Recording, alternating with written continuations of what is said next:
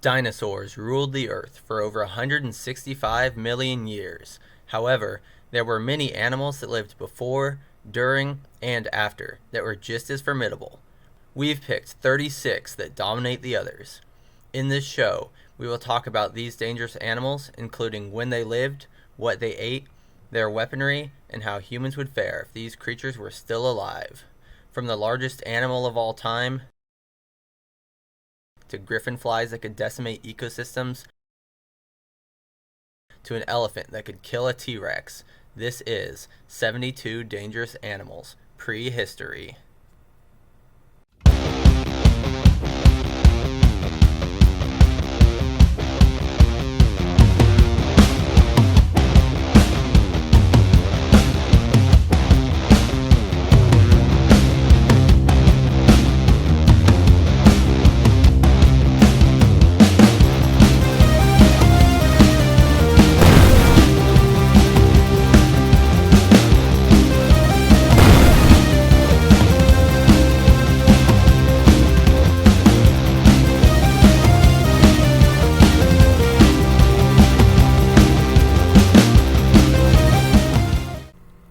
Hinria grew up to 13 feet long and weighed up to 4,000 pounds.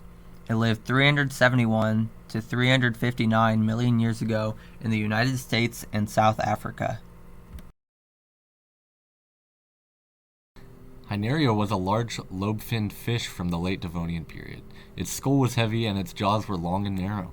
It had fangs that were over 2 inches long. It had cycloid scales covering its body. Its habitat was murky, meaning there was low visibility. To make up for this, Hinria had large sensory organs to help it detect nearby prey. Like Rhizodus, Hinria could propel itself onto land to snatch animals near the water. It could survive for short periods on land due to its air bladder, which acted like a primitive lung. This allowed them to live in water with low oxygen levels as well. Hinria fed on fish and amphibians. It would use its teeth to rip apart larger creatures and swallow smaller ones whole, head first. Hinria was a lot like the modern Aymara wolffish in its habitat, leaping from the water to snatch prey. Modern wolffish have jumped out of the water to attack humans that were too close, resulting in gruesome injuries. Hinria was much larger than the wolffish, meaning it would be much more dangerous. Hinria could attack humans in or out of the water and quickly finish them off. Hinria takes first for now. Incoming, a titanic terror bird. Titanis stood up to 6.6 feet tall and weighed up to 660 pounds. It lived 5 to 1.8 million years ago in the United States. Titanis was one of the largest terror birds.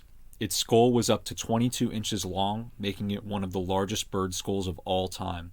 Titanis was an apex predator in North America.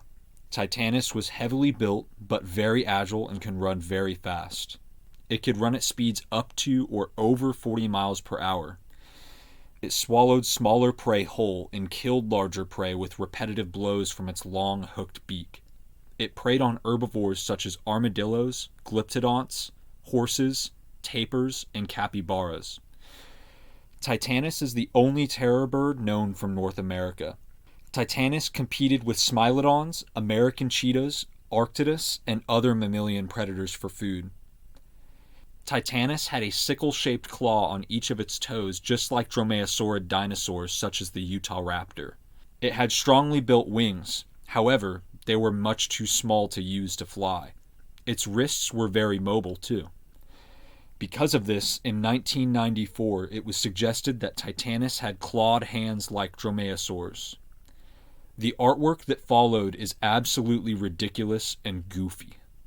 In 2005, it was pointed out that Titanis's living relatives also have this feature, but they don't have grasping hands. It was a good thing this was realized, because Titanis with arms has got to be one of the most disturbing things in existence. Titanis could use its legs for kicking prey. Its powerful legs, combined with its sickle claws, would cut prey open and break bones. Titanis would be a deadly threat to humans.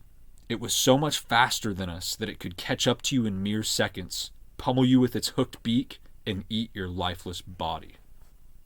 Titanis overpowers Hinria and takes first. Up next, the great white shark's ancestor. Hubble's white shark averaged 17 feet long, however, much like the modern great white, could have grown a lot larger. It weighed up to 7,000 pounds. It lived 8 to 5 million years ago in the Pacific Ocean.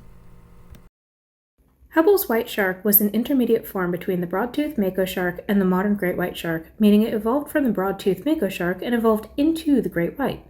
This discovery settled the debate of whether great whites evolved from megalodon. Now we know the great white sharks evolved from mako sharks. Hubble's white shark lived in the Pacific Ocean, suggesting that great white sharks originated in the Pacific Ocean too.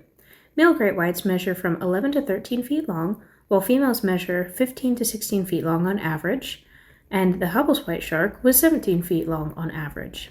Hubble's white sharks grew at a slower rate than the modern great white, however.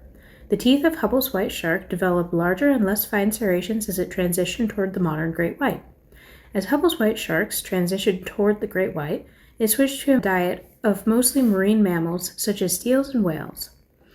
Hubble's white sharks could potentially live to be over 70 years old. They could swim at up to 16 miles per hour. Thanks to the novel and movie Jaws, great whites became famous as man-eaters. However, many attacks on humans have been test bites. Test bites are where a shark bites something that is unknown to them to figure out if it's food or not. Usually after a test bite to a human, the great white swims away. However, the human can still be fatally wounded just from a single bite due to the massive size of the great white's jaws. Additional attacks are caused by factors that confuse a shark's senses, such as murky water, blood in the water, bright colors, splashing, etc. Great whites almost never intend to harm humans. Hubble sharks were probably the same way. They would still kill several people per year in accidental attacks, however, which places this shark on our list. Hubble's white shark can't top Titanis or Hinria. It takes third. Next up, a horny furry. Woolly rhinoceros grew up to 12.5 feet long and weighed up to 7,000 pounds. It lived 450,000 to 10,000 years ago in Europe and Siberia. The woolly rhino was a large rhinoceros that was covered in thick hair to protect it from the cold. It had a huge hump on its back that was used for muscle attachment to support its massive skull, as well as being a fat reserve. Woolly rhino bones have been known since the 1300s, and they were originally thought to belong to giant birds and dragons. The woolly rhino was not scientifically described until 1799, however. Males and females both had 2 horns. The front one measured up to 4.4 feet long, while the second one measured up to 1.56 feet long. Woolly rhinos sometimes used their horns to push snow aside to access grass to feed on. It had a longer head and body and shorter legs than other rhinos.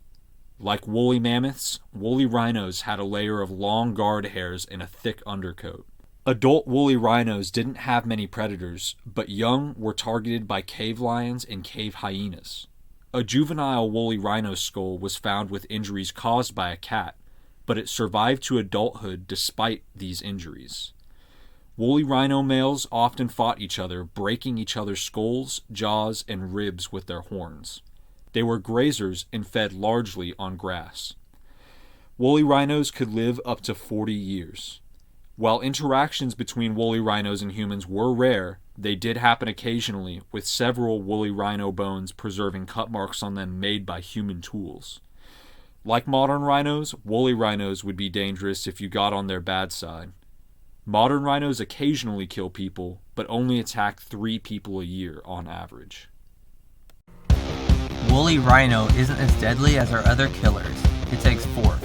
Here comes a killer croc. Quincana grew up to 20 feet long and weighed up to 2,000 pounds. It lived 25 million years ago to 10,000 years ago in Australia. Quincana was a large crocodile that lived at the same time and in the same place as the much more powerful Megalania.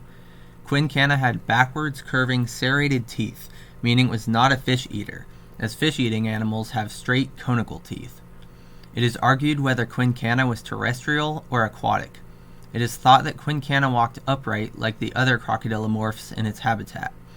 Other paleontologists believe that Quincana was aquatic since its bones are found in habitats that were freshwater while it was alive.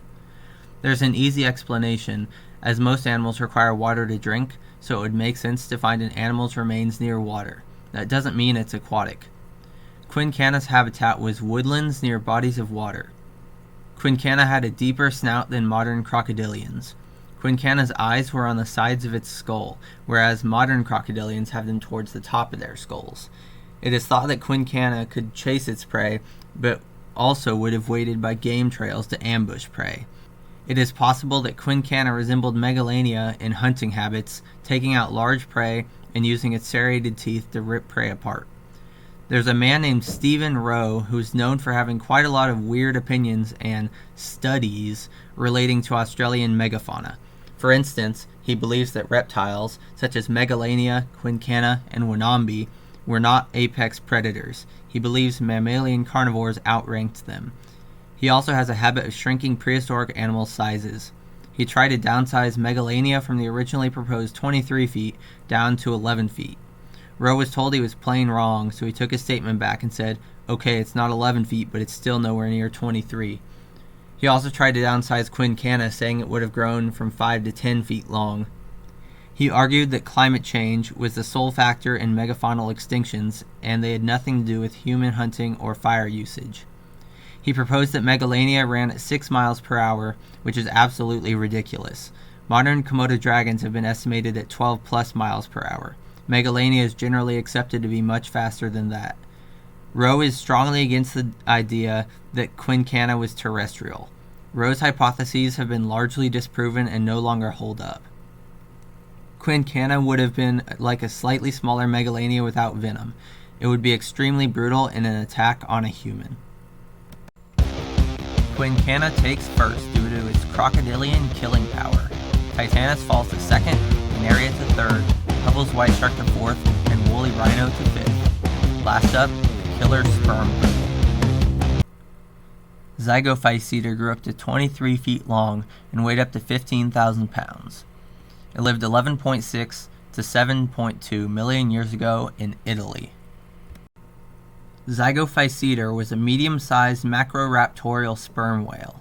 Unlike modern sperm whales, Zygophyseter had teeth in both its top and bottom jaws. It could echolocate, just like modern toothed whales, thanks to its spermaceti organ and melon. Zygophyseter resembled orcas in its hunting habits. It fed on large fish such as marlin, tuna, and wahoo, and seals, dugongs, and whales. Zygophyseter had extremely powerful jaw muscles that provided it with a brutal bite force. It could open its mouth extremely wide to take bigger bites out of prey. Zygophyseter had teeth up to 10 inches tall. Its bite force was nearly 11,000 newtons, which is nearly the same strength as a large adult great white shark and strong enough to crush bone. It could swim faster than modern sperm whales thanks to enlarged back muscles. Zygophyseter could have potentially lived in pods, but due to their size, it's thought that they hunted alone. It could ram its prey with its snout to injure or kill it. Zygophyseter would be efficient at killing humans using its large teeth and powerful jaws. Zygophyseter takes third, since as an intelligent whale, there's a large chance it wouldn't attack us, just like modern toothed whales don't. Zygophyseter pushes Hinria to fourth, Hubbles white shark to fifth, and woolly rhino to sixth. Titanis finishes in second, and Quincana wins this episode and moves on to our finalists. Next episode on 72 Dangerous Animals Prehistory, the terrible beast, another killer sperm whale, and a gigantic snake. The earliest grass fossils date back to 113 million years ago, while grasshoppers originated 250 million years ago, meaning that grasshoppers existed for 137 million years before grass evolved. In each episode, we will rank the creatures from 1 to 6 on a scale of how potentially dangerous these creatures would be to humans, and the winner of each episode will show down with the other 5 finalists in the season finale to decide on which prehistoric creature was the ultimate human killing machine.